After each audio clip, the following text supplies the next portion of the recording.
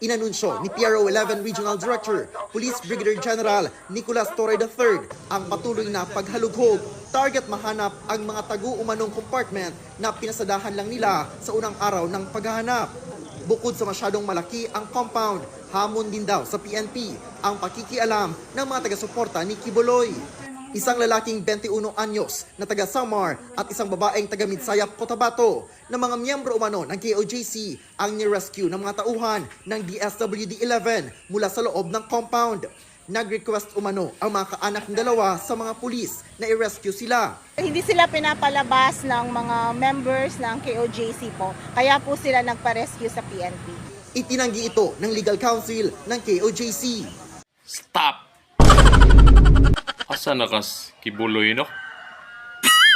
Ay, asa na kan siya ni Tago? Sa yangas 10 million pesos ani.